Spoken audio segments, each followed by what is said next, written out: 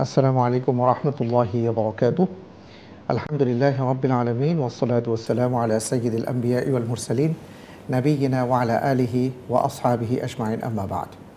প্রিয় দর্শক, আপনাদের সবাইকে জানাচ্ছি অনেক অনেক মোবারকবাদ আর সেই সাথে আমন্ত্রণ জানাচ্ছি মাহে রমজানকে কেন্দ্র করে আমাদের নিয়মিত আয়োজনে। আপনারা দেখছেন আল আরাফা ইসলামী ব্যাংক পিএলসি নিবেদিত আলোর পথে। আলহামদুলিল্লাহ, আমরা মাহে রমজানে প্রবেশ করেছি। ইতিমধ্যে 9টি দিন অতিক্রম করে 10ম দিনে আমরা পদার্পণ করেছি এবং একটু পরে আমরা ইফতার করব ইনশাআল্লাহ বিতাওফিকিল্লাহ। আসলে আমরা যদি খেয়াল করি তাহলে দেখব 3 ভাগের 1 ভাগ কিন্তু আজকে চলে যাচ্ছে। আমাদের উপার্জন কতটুকু মাহে রমজান থেকে যা নেবার কথা ছিল আমরা কি তা নিতে পারছি বা আমরা কি হক আদায় করতে পারছি? আল্লাহ রব্বুল আলমিনের কাছে আমরা দোয়া করি যে রব্বুল আলমিন যেন আমাদেরকে তৌফিক দান করেন, আমরা যেন রমজানের হক আদায় করে চলতে পারি এবং মাহে রমজান যে উপহারগুলো নিয়ে এসছে তা যেন আমরা কাজে লাগাতে পারি। আমিন। প্রিয় দর্শক, আপনারা জানেন যে প্রতিদিনই আমরা আপনাদের সামনে উপস্থিত হই এবং নানা বিষয় নিয়ে আলোচনা করবার চেষ্টা করি, যাতে করে এই আলোচনাগুলো শুনে শুনে আমরা জ্ঞান আহরণ করতে পারি এবং এর উপর আমল করতে পারি। আর সে আলোকে আমরা আজকে যে ব্যাপারটি নিয়ে কথা শুনব মোহতারামের কাছ থেকে, তা হলো ইসলামী অর্থ ব্যবস্থায় জাকাতের ভূমিকা।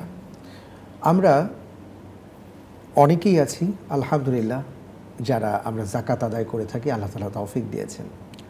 তো জাকাত কি ভূমিকা পালন করে এবং একটা অর্থনীতির চাকাকে সচল করতে জাকাত কি পদক্ষেপ নিয়েছে? আল্লাহ রাব্বুল আলামিনের পক্ষ থেকে যে আমাদেরকে জাকাত ফরজ করা হয়েছে, এই জাকাতের মাধ্যমে আমরা কি কি পাচ্ছি এবং সমাজে তার প্রভাব কী, এই প্রসঙ্গগুলো নিয়ে আজকে কথা বলবার জন্য আমাদের মাঝে উপস্থিত হয়েছেন আল আরাফা ইসলামী ব্যাংক পিএলসির শরিয়া সুপারভাইজারি কমিটির সম্মানিত অ্যাসিস্ট্যান্ট ভাইস প্রেসিডেন্ট জনাব মোহতারাম ইলিয়াস হোসেন। আসসালামু আলাইকুম রহমতুল্লাহ। ওয়ালাইকুম আসসালাম রহমতুল্লাহি বারাকাতুহু। কেমন আছেন? আলহামদুলিল্লাহ, আল্লাহ শুকর, আলহামদুলিল্লাহ। আপনাকে অনেক অনেক মোবারকবাদ জানাচ্ছি, আপনি আমাদের মাঝে এসেছেন। আপনাকে মোবারকবাদ জানাচ্ছি। আল্লাহু ইবারিক ফিক। জি, আজকে আমরা যে ব্যাপারটি নিয়ে আপনার কাছ থেকে কথা শুনতে চাচ্ছিলাম যে ইসলামী অর্থনীতিতে বা ইসলামী অর্থ ব্যবস্থায় জাকাতের কি ভূমিকা। তো আগে আমরা একটু জাকাত সম্পর্কে জানি, তারপর এই ব্যাপারটি নিয়ে আমরা ইনশাআল্লাহ তাআলা আপনার কাছ থেকে শুনব। আলহামদুলিল্লাহ, জাকাত আল্লাহ রাব্বুল আলামিনের একটা মহান ফরমান এবং ফরজ ইবাদত। আর ইসলামী অর্থব্যবস্থায় জাকাতের ভূমিকা অনস্বীকার্য। জাকাতবিহীন কোনো ইসলামী অর্থব্যবস্থা হতে পারে না। জাকাতকে উপেক্ষা করে যে অর্থব্যবস্থা গোটা দুনিয়া চালু আছে তা পুঁজিবাদী অর্থব্যবস্থা বলা যেতে পারে। অতএব ইসলামী অর্থব্যবস্থা কায়েম করার জন্য জাকাত অনস্বীকার্য। হুজুর আকরাম সাল্লাল্লাহু আলাইহি ওয়াসাল্লাম যে অর্থব্যবস্থা কায়েম করে গেছিলেন সেটা ছিল জাকাত ভিত্তিক অর্থব্যবস্থা, এবং সাহাবায়ে কেরাম যে অর্থব্যবস্থা চালু করেছিলেন সেটা ছিল জাকাত ভিত্তিক অর্থব্যবস্থা। এই জন্য জাকাত সম্পর্কে আল্লাহ সুবহানাহু ওয়া তাআলা কোরআনে একাধিক জায়গায় বলেছেন। আল্লাহ বলেছেন ওয়া আকিমুস সালাতা ওয়া আতুজ যাকাতা ওয়ারকাউ মা'আর রাকিঈন। আমরা জানি যে আল্লাহ সুবহানাহু ওয়া তাআলা নামাজের জন্য 82 জায়গায় কোরআনের মধ্যে আদেশ করেছেন, পাশাপাশি জাকাতের কথা উল্লেখ করেছেন। এতে বোঝা যায় নামাজ এবং জাকাত দুটোর মধ্যে সম্পর্ক ওতপ্রোতভাবে জড়িত এবং দুটি অত্যন্ত গুরুত্বপূর্ণ বিষয়। হাদিসে আসছে যে বুনিয়াল ইসলাম আলা খামসিন শাহাদাতি আল্লা ইলাহা ইল্লাল্লাহ ওয়া ইকামিস সালাহ ওয়া ইতাইজ যাকাত ওয়াল হজ্জ ওয়া সাওম রমাদান। ইসলামের মূল ভিত্তি বুনিয়াদ 4টা খুঁটির স্তম্ভের উপর দাঁড় করানো হয়েছে। 5টি স্তম্ভের উপর ঈমান, তারপর সালাত এবং যাকাত, হজ এবং রমজান। আমরা সহজে বুঝতে পারি যে একটা ঘর যদি তৈরি করা হয় তার মধ্যে মিনিমাম 4টা খুঁটি থাকতে হয়। 4টা খুঁটি চারপাশে থাকলে ঘরটা নিরাপদ এবং যারা এই ঘরে বসবাস করবেন তাদের জন্য নিরাপদ। কিন্তু যদি একটা খুঁটি না থাকে তো এই ঘরটা ঝুঁকিপূর্ণ এবং যারা থাকবেন তারাও ঝুঁকিপূর্ণ অবস্থায় থাকতে হবে। অতএব এই 5টা যে স্তম্ভ বলা হয়েছে, এই 5টা স্তম্ভবিহীন ইসলামী স্তম্ভ সঠিকভাবে দাঁড় হতে পারে না এবং এই 5টাতে কোনো এক উপেক্ষা করলে সব মুসলমান দাবি করতে পারে না। অতএব জাকাতের ভূমিকা অত্যন্ত গুরুত্বপূর্ণ, অনেক বেশি। যে আয়াতে কারিম আমি তেলাওয়াত করেছি ওয়া আকিমুস সালাহ ওয়া আতুজ যাকাত, দেখুন যে এখানে প্রথম বলা হয়েছে সালাত সম্পর্কে। সালাত হলো একটা শারীরিক ইবাদত, বাদানি ইবাদত। আর যাকাত হলো একটা মালি ইবাদত। তো বাদানি এবং মাল, শারীরিক এবং অর্থব্যবস্থা, অর্থনৈতিক, এই দুইটা কমপ্লিট না হলে, দুইটা মানুষের মধ্যে না আসলে সে পাক্কা মুসলমান হতে পারবে না এবং তার মধ্যে দ্বিতীয় পরিপূর্ণ হতে পারবে না। আল্লাহ রাব্বুল আলামিন অন্যত্র বলেছেন, ইন্নাল্লাহা ইশতারা মিনাল মুমিনিনা আনফুসাহুম ওয়া আমওয়ালাহুম বিআন্না লাহুমুল জান্নাহ, যে আল্লাহ সুবহানাহু ওয়া তাআলা মুমিনের জান এবং মালকে খরিদ করে নিয়েছেন, বিনিময়ে জান্নাত দিবেন। অতএব জান এবং মাল এই দুটো আল্লাহর কাছে বিক্রি করা, এই দুটির উপর আমাদের কোনো অনৈতিক বা অবৈধ হস্তক্ষেপের কোনো অধিকার আমাদের নেই। অতএব যাকাত প্রধান, নামাজ যেমন গুরুত্ব সহকারে আদায় করতে হবে, যাকাতও গুরুত্ব সহকারে দিতে হবে। যেমন আল্লাহ রাব্বুল বলেছেন যে খুযুহু, আল্লাহ যাকাতের কথা আরো বলেছেন, ইয়া আইয়ুহাল্লাযীনা আমানু আতুয যাকাতা মিম্মা রাযাকনাকুম ইউনফিকুন, বলেছেন খুয মিন আমওয়ালিহিম সাদাকাতান তুতাহহিরুহুম ওয়া তুযাক্কিহিম, যে তোমরা সম্পদ থেকে যাকাত দাও। যাকাত দিতে কি হবে? তোমাদের সম্পদ পরিপূর্ণ পবিত্র হবে এবং তোমাদের যাকাতটা বৃদ্ধি পাবে। এই জন্য যাকাতের অর্থ দুটো, একটা হলো তাহারাত, পবিত্রতা অর্জন করা, আর একটা নুমা, বৃদ্ধি পাওয়া। অর্থাৎ যাকাত যিনি দিবেন তার যেমন নাকি তার মালের মধ্যে বৃদ্ধি পাবে এবং তার মালও পবিত্র হবে। আমরা তো মনে করি যে যাকাত দিলে সম্পদ কমে যাচ্ছে, বাহ্যিক তাই কমে যাচ্ছে।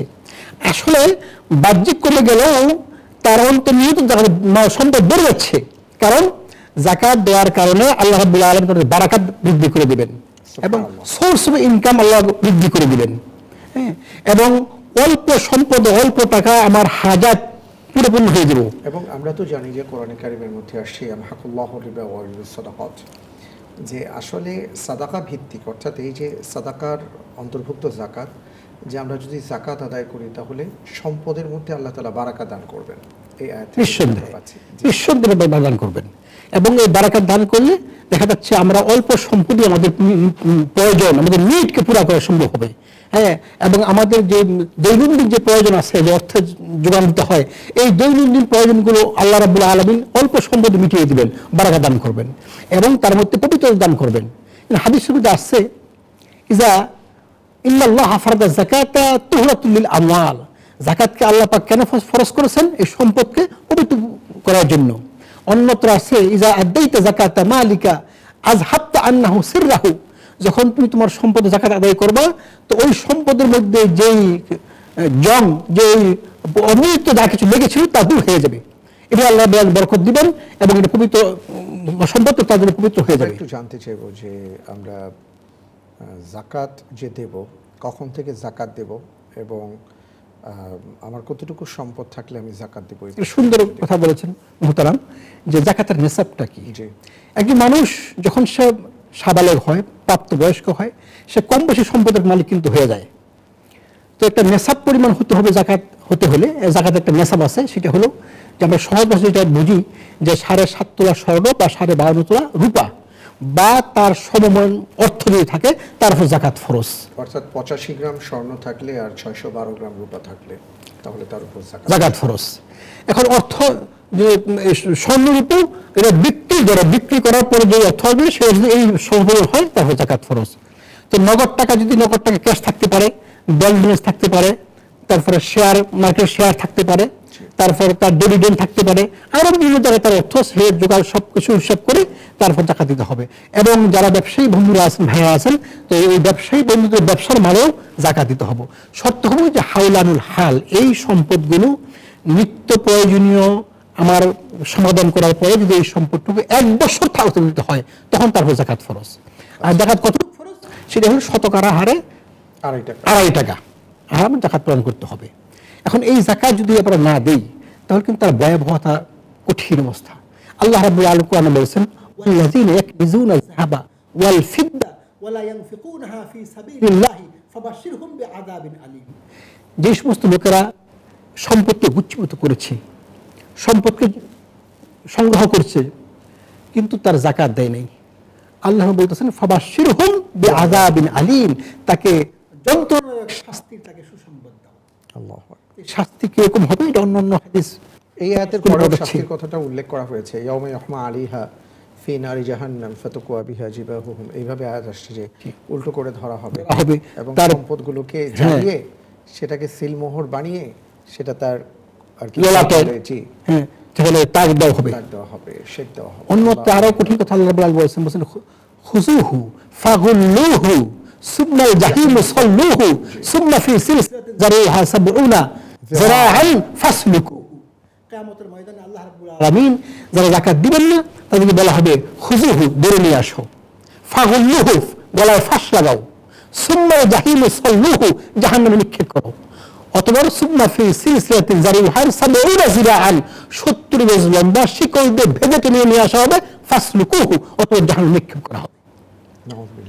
অন্য হাদিসে আসছে হুজুর আকরাম সাল্লাল্লাহু আলাইহি ওয়াসাল্লাম বলেছেন যে মানুষ যখন মারা যাবে আর যাকাত যারা দিবে না অনাদায়ী থাকবে, জাহান্নামের একাধিক সর্পসাপ তার কবরের মধ্যে অ্যাটাক করবেন এবং তার গলার মধ্যে পেঁচিয়ে তার বিভিন্ন শরীর অঙ্গপ্রত্যঙ্গের মধ্যে আঘাত করবেন আর বলবেন আনা মালুকা ও আনা কানজুকা, আমি তোমার ওই সম্পদ যার যাকাত তুমি দাও নাই, আমি তোমার ওই গচ্ছিত তোমার ওই ধন যার যাকাত তুমি দাও নাই, এই জন্য ধ্বংসন করা হচ্ছে। এই কঠিন শাস্তির কথা জাকাতের কথা বলা হয়েছে। অনেক ধন্যবাদ মুহতারাম, এই ব্যাপারে আমরা আরো কথা শুনবো ইনশাআল্লাহ তাআলা।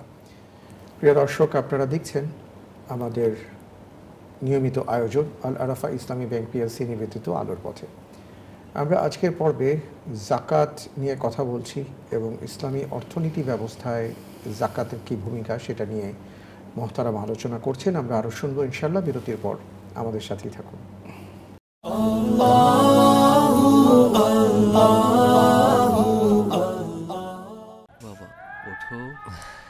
মহান সৃষ্টিকর্তার ইবাদত দিয়ে শুরু, তারপর তার সৃষ্টির সেবা, সময়ানুবর্তী, সৎ, দায়িত্বশীল, পরোপকারী আর বিশ্বস্ত হিসেবে তিনি সব সময়ের অনুপ্রেরণা। বাবা চেয়েছিলেন ছেলে হবে ব্যাংকার, বাবার বিশ্বাসকে লালন করে সেবাটাই আদর্শ করে নিলাম। চেয়েছি হিসাবের এই কঠিন জীবনটাকে একটু সহজ করে একসাথে চলতে। যে কোনো প্রয়োজনে সময়ের সেরা ব্যাংকিং নিয়ে আপনার সাথে আল আরাফা ইসলামী ব্যাংক পিএলসি, সর্বদাই শরিয়া।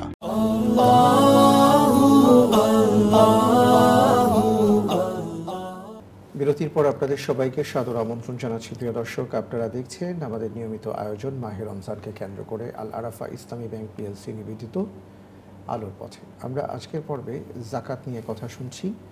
রমজান চলছে, অনেকেই রমজান মাসে জাকাত দিয়ে থাকেন। আসলে জাকাতটা কিভাবে দিতে হয়, কাকে দিতে হয়, এটা নিয়ে মুহতারাম কথা বলছেন। আমরা এর আগে জাকাত না দিলে কি শাস্তি সে সম্পর্কে আলোচনা শুনেছি, জাকাত দিলে কি লাভ সেটা আপনি বলেছেন।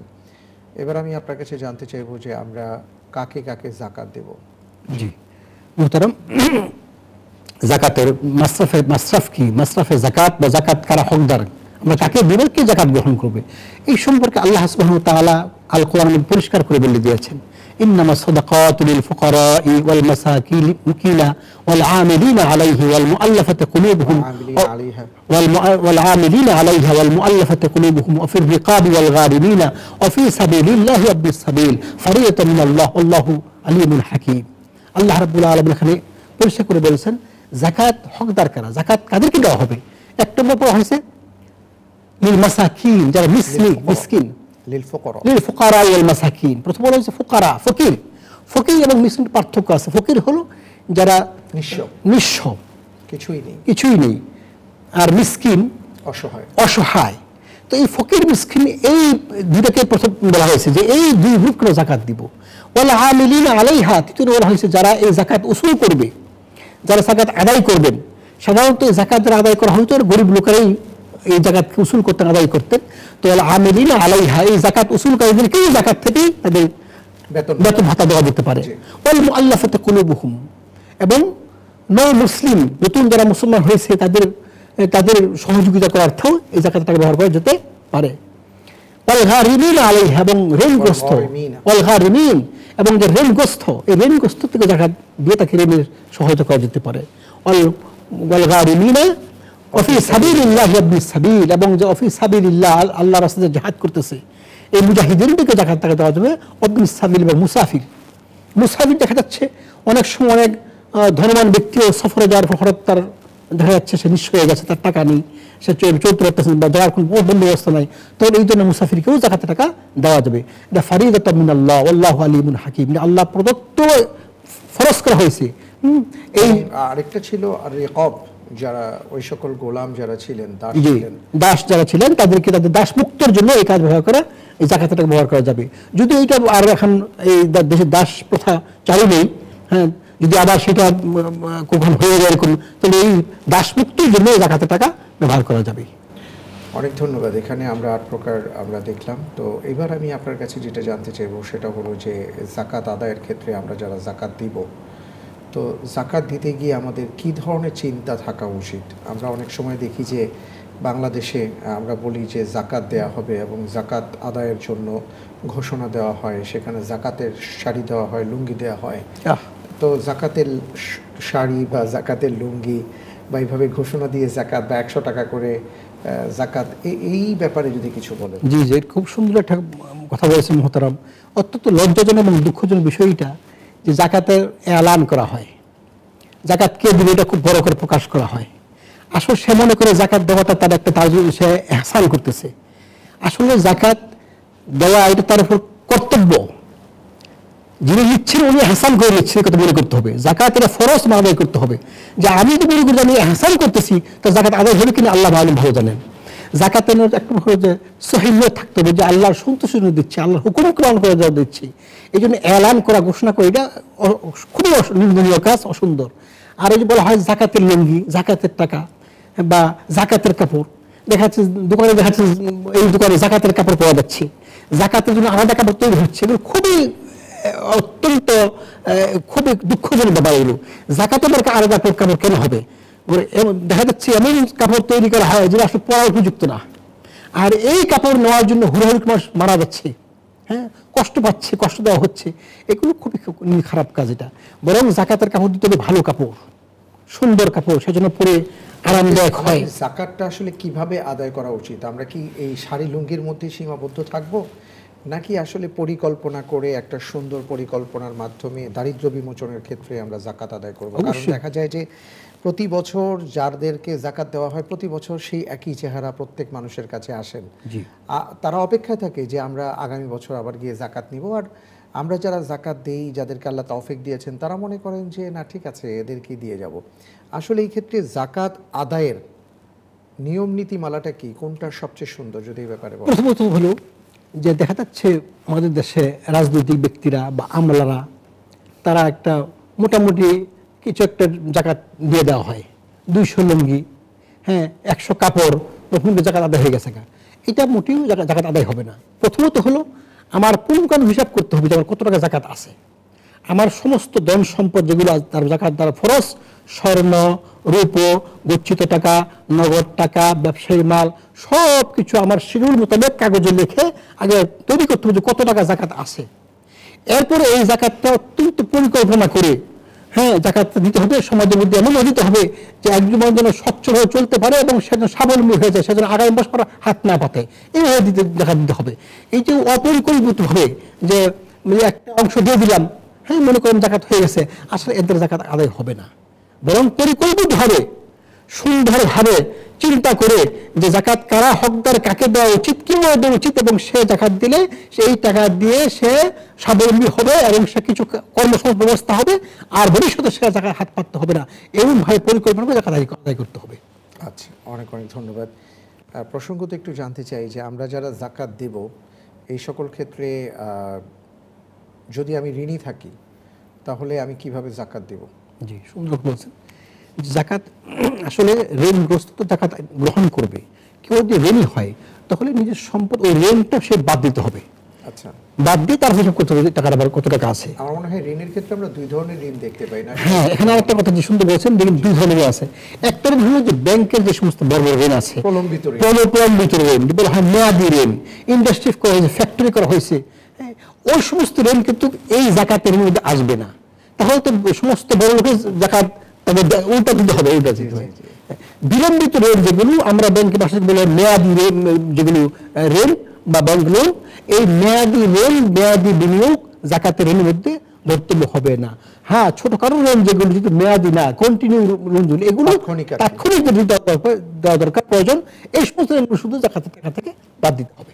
আচ্ছা, আরেকটা বিষয় আপনার কাছে জানতে চাইবো যে আমরা অনেকেই আছি যারা ওই যে ট্যাক্স দিতে হয়, মনে করেন যে আমাদের উপার্জন থেকে আমার 15% তো দিয়ে দিতে হয়, ট্যাক্স দিতে হয়, তো আমার কি মূল টাকা থেকে জাকাতের এই হিসাব থেকে কি 15% আমি বাদ দিয়ে যে এই কথাটা আলোচনা আগেও আসছে এবং এগুলো গবেষণা চলতেছে যে ওনারা কোনো সিদ্ধান্ত যে না ট্যাক্স যেটা দেওয়া হবে এটা জাকাত থেকে আর দেওয়ার সুযোগ নেই, ট্যাক্সটা ভিন্ন এবং জাকাতটা ভিন্ন দিতে হবে। হ্যাঁ, ইসলামী অর্থ ব্যবস্থা কায়েম হয়, ইসলামী রাষ্ট্র কায়েম হয়, তো এখানে ট্যাক্সই আসবে না। জি, তখন গভর্নমেন্ট চিন্তা করবে যে একজন লোক ট্যাক্স দিবে 15% আবার জাকাত দিবে, এটা হতে পারে না। তখন গভর্নমেন্ট চিন্তা করবে যে যখন ট্যাক্স মুভ হয়ে যেতে পারে বা কোনো ধরনের ব্যবস্থা করা হবে। কিন্তু বর্তমান এই যুগে ট্যাক্স দিতেই হবে এবং জাকাত দিতে হবে। ট্যাক্স দেওয়ার পরে কথা মনে করে আমি জাকাত দিব না বা কম দিব, কোনো সুযোগ নেই।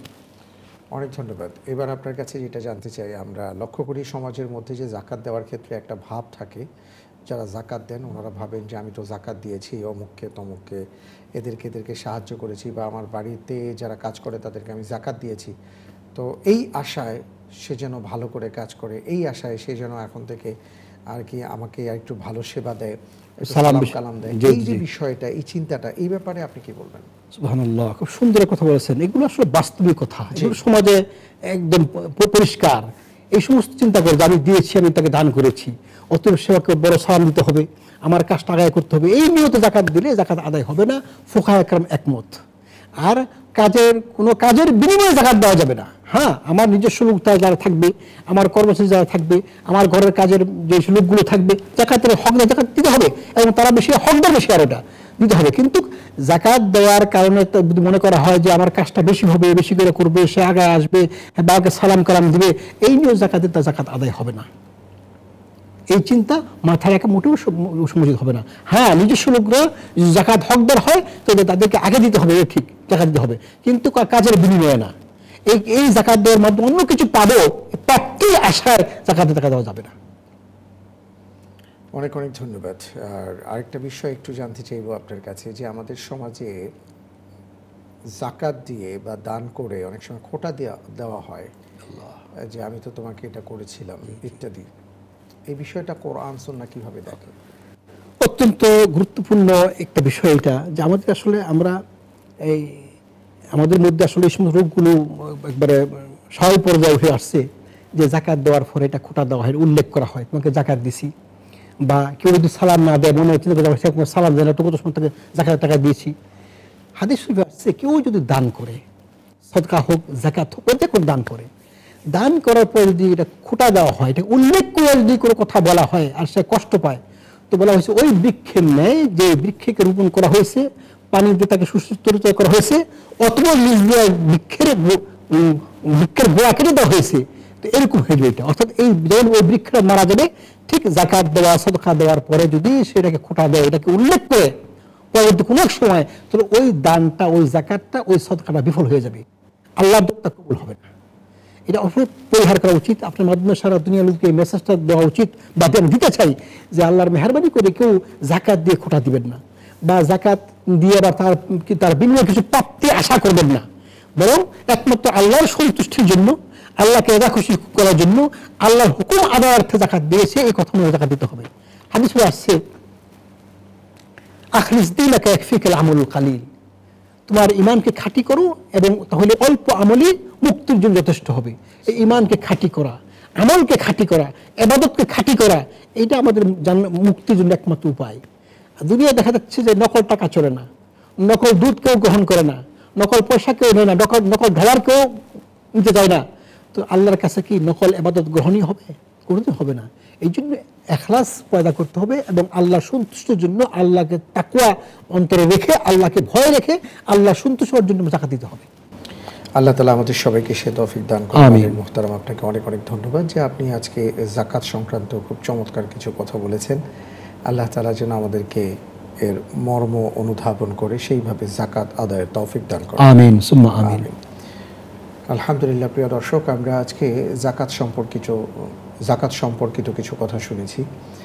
আলহামদুলিল্লাহ, অনেকেই আছেন যারা তাদের জাকাত বর্ষ এবং জাকাত মাস বা জাকাত ডেট রমজান থেকেই করে থাকেন।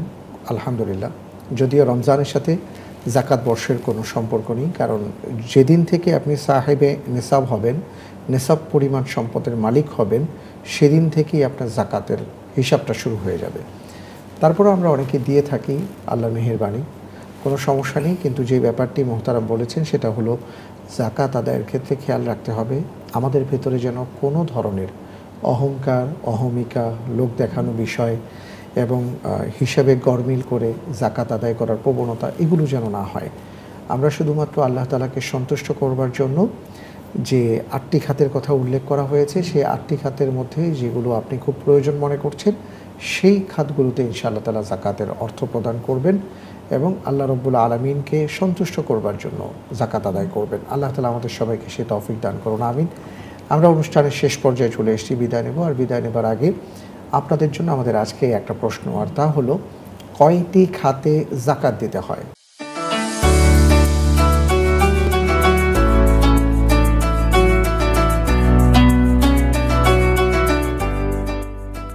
আপনার জানা থাকলে আমাদের যে আয়োজনটি হচ্ছে তারই ইনবক্সে আপনি প্রশ্নটির উত্তর সাবমিট করে দিতে পারেন।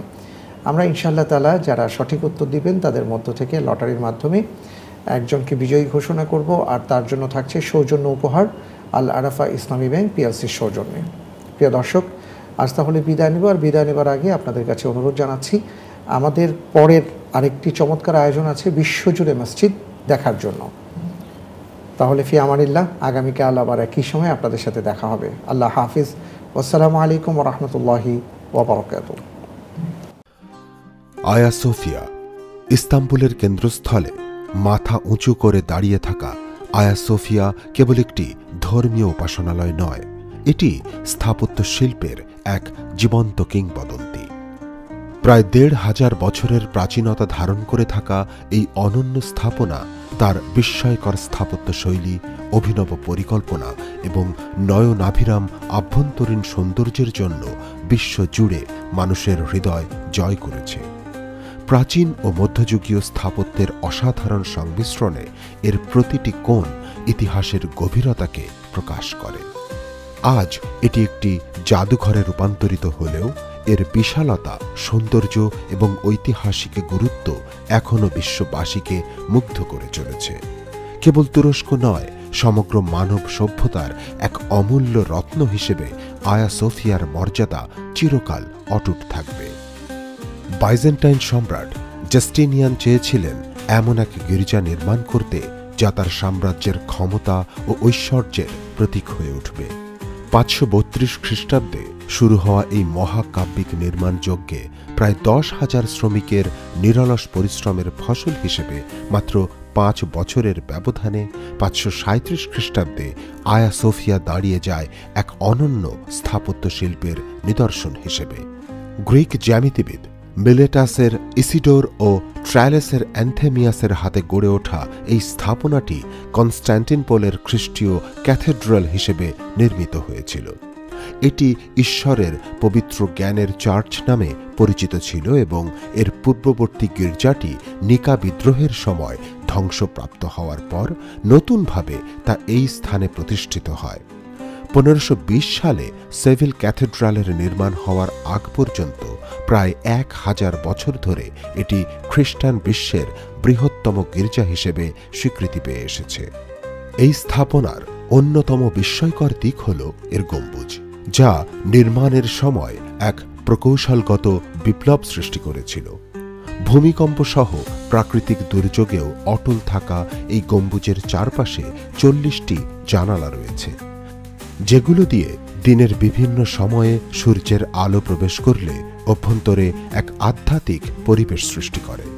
পূর্ব অর্থোডক্স গির্জার স্থাপত্যের এক অনন্য নিদর্শন হিসেবে এটি বিবেচিত হয় এবং পরবর্তীতে অটোমান মসজিদগুলোর নকশায় গভীর প্রভাব ফেলে। একের পর এক শাসক এবং সময়ের বিবর্তনে আয়া সোফিয়া নতুন নতুন পরিচয়ে আবির্ভূত হয়েছে। 1054 সালে পোপ লিও নবমের দূত হাম্বার্ট অফ সিলভা ক্যান্ডিডা কর্তৃক কনস্ট্যান্টিনোপলের প্যাট্রিয়ার্ক মাইকেল প্রথম সেরুলারিয়াসকে বহিষ্কার করা হয়, যা খ্রিস্টান গির্জার পূর্ব পশ্চিম বিভেদের সূচনা ঘটায়। 1204 সালে চতুর্থ ক্রুসেডের সময় এটি ল্যাটিন সাম্রাজ্যের অধীনে একটি ক্যাথলিক ক্যাথেড্রালে রূপান্তরিত হয় এবং 1261 সালে বাইজেন্টাইন সাম্রাজ্য পুনরুদ্ধারের পর এটি পূর্ব অর্থোডক্স চার্চের অধীনে পুনঃস্থাপিত হয়। 1453 সালে সুলতান দ্বিতীয় মেহমেদ কনস্টান্টিনোপলের বিজয়ের পর আয়া সোফিয়াকে মসজিদে রূপান্তর করা হয়। গির্জার অভ্যন্তরের খ্রিস্টীয় চিহ্ন ও মোজাইক ঢেকে দেওয়া হয় আর সংযোজন করা হয় ইসলামী স্থাপত্যের উপাদান মেহরাব, মিম্বর ও মিনার। পরবর্তী 5 শতাব্দী ধরে এটি অটোমান সাম্রাজ্যের প্রধান মসজিদ হিসেবে ব্যবহৃত হয়। 1935 সালে তুরস্কের জনক মুস্তফা কামাল আতাতুর্ক এক যুগান্তকারী সিদ্ধান্তে এটিকে জাদুঘরে রূপান্তর করেন, যাতে ধর্ম বর্ণ নির্বিশেষে সকলের জন্য উন্মুক্ত রাখা যায়। তবে 2020 সালে তুরস্ক সরকার এটিকে পুনরায় মসজিদে রূপান্তর করলে তা বিশ্ব জুড়ে আলোচনার ঝড় তোলে। বর্তমানে নামাজের সময় খ্রিস্টীয় মোজাইকগুলো পর্দা দিয়ে ঢেকে দেয়া হয়। আয়া সোফিয়ার স্থাপত্য শৈলী তৎকালীন সময়ের তুলনায় অনেক এগিয়ে ছিল। প্রাচীন রোমান ও বাইজেন্টাইন স্থাপত্যের সংমিশ্রণে গড়ে ওঠা এই স্থাপনাটি পরবর্তীকালে ইসলামী স্থাপত্যেও গভীর প্রভাব ফেলে। স্থাপত্য শিল্পের ইতিহাসে এটি এক মাইল ফলক। এর সবচেয়ে বিস্ময়কর বৈশিষ্ট্য হল এর সুবিশাল কেন্দ্রীয় গম্বুজ, যার ব্যাস প্রায় 31 মিটার এবং উচ্চতা 55.6 মিটার। এটি কোনো স্তম্ভ বা দেয়ালের ওপর নয়, বরং 4টি বিশাল পেন্ডেন্টিভের ওপর স্থাপিত, যা গম্বুজের ওজন 4টি প্রধান স্তম্ভে সমানভাবে বণ্টন করে। ফলে এটি প্রায় 1,500 বছর ধরে টিকে রয়েছে। অটোমান শাসনামলে সংযোজিত 4টি সুউচ্চ মিনার ইসলামী স্থাপত্যের ঐতিহ্য বহন করে। প্রথম মিনারটি কাঠের ছিল, যা পরবর্তী সময়ে সরিয়ে ফেলা হয়। দ্বিতীয় মিনারটি লাল ইটের তৈরি, যা দ্বিতীয় বায়েজিদের আমলে সংযোজিত হয়। পরবর্তী 3টি মিনার চুনাপাথর ও বেলে পাথরের তৈরি, যেগুলোর মধ্যে 2টি মিনার বিখ্যাত স্থপতি মিমার সিনান নকশা করেছিলেন। প্রায় 60 মিটার উঁচু এই মিনারগুলো আজও আয়া সোফিয়ার মহিমা বহন করে চলেছে। আয়া সোফিয়ার মূল প্রার্থনা কক্ষ 82 মিটার লম্বা ও 73 মিটার চওড়া, যেখানে একসঙ্গে প্রায় 10,000 মানুষ প্রার্থনা করতে পারে। চারপাশের গ্যালারি থেকে পুরো কক্ষের দৃশ্য এক কথায় অসাধারণ। এখানকার মার্বেলের সূক্ষ্ম কাজ ও মোজাইক শিল্প বাইজেন্টাইন শিল্পকলার এক উৎকৃষ্ট নিদর্শন। আয়া সোফিয়ার অভ্যন্তর ভাগ এক অপূর্ব সংমিশ্রণ, যেখানে বাইজেন্টাইন মোজাইক শিল্পের সোনালী ঝলকানির সঙ্গে ইসলামিক ক্যালিগ্রাফির গভীরতা মিশে গেছে। এখানে যীশু খ্রিস্ট, মেরি, জন ব্যাপটিস্ট সহ বাইবেলের বিভিন্ন চরিত্রের চিত্রায়িত মোজাইক রয়েছে। অটোমান যুগে এগুলো চুন দিয়ে ঢেকে দেওয়া হলেও 20 শতাব্দীতে পুনরুদ্ধার করা হয়। বিশাল গম্বুজের চারপাশে 40টি জানালা দিয়ে প্রবেশ করা সূর্যলোক এক আধ্যাত্মিক অনুভূতি তৈরি করে, যা এই স্থাপনাকে আরও রহস্যময় করে তোলে। আয়া সোফিয়া শুধু স্থাপত্যের এক বিস্ময়কর নিদর্শন নয়, এটি এক বহুমাত্রিক ইতিহাসের নীরব সাক্ষী। এক সময়ের বাইজেন্টাইন সাম্রাজ্যের রাজনৈতিক ও ধর্মীয় কেন্দ্র, পরবর্তীতে অটোমান সাম্রাজ্যের প্রধান মসজিদ এবং আজ এক বিশ্ব ঐতিহ্যবাহী স্থান। আয়া সোফিয়া মানব সভ্যতার ইতিহাসে এক চিরস্মরণীয় অধ্যায়। এটি খ্রিস্টান ও ইসলামী সভ্যতার মধ্যে এক সেতুবন্ধন, যা যুগে যুগে শিল্প, সংস্কৃতি ও স্থাপত্য শিল্পকে প্রভাবিত করে চলেছে। যুগে যুগে শাসক ও সভ্যতার বিবর্তনের সাক্ষী হয়ে আয়া সোফিয়া আজও দাঁড়িয়ে আছে এক অবিনাশী ইতিহাসের প্রতিচ্ছবি হয়ে।